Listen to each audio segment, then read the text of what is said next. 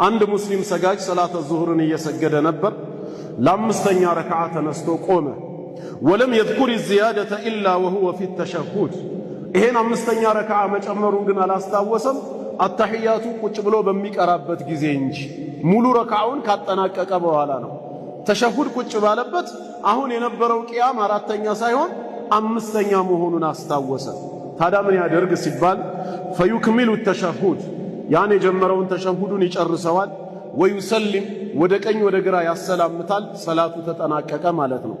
ላመጣው አንድ ረክዓ አምስተኛ ቂያም ከዛ ምን ያደርጋል? ثم يسجد للسهو፣ እዛው ባለበት ሁለት ጊዜ ስጁድ ይወርዳል። ወዩሰሊም፣ ወደ ቀኝ ወደ ግራ ያሰላምታል ማለት ነው።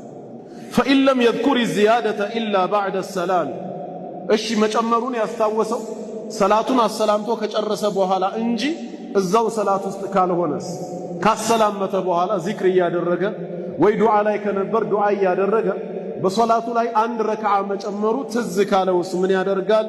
ሰጀደ ሊሰህዊ ወሰለም፣ ሌላ ምንም የሚያደርገው ነገር የለም። እዛው ባለበት ሁለት ጊዜ ስጁድ ይወርድና ወደ ቀኝ ወደ ግራ ያሰላምታል።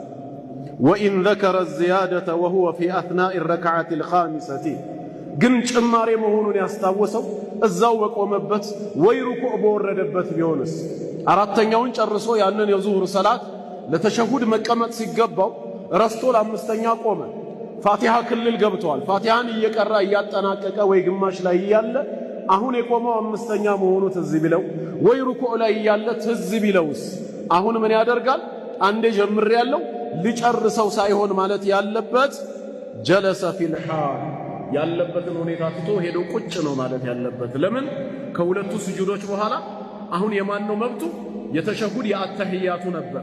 እሱ በጭማሬ ረስቶ ስለቆመ የቆመው ስለማይቆጠርለት ፋቲሃ ግማሽም ላይ ይሁን ሩኩዕም ላይ ይሁን ጭማሪ መሆኑ ትዝ ካለው ያንኑ ሳይጨርስ ወዲያው ትቶ ቁጭ ማለት አለበት፣ ከዋናው ሊቀጥል ማለት ነው።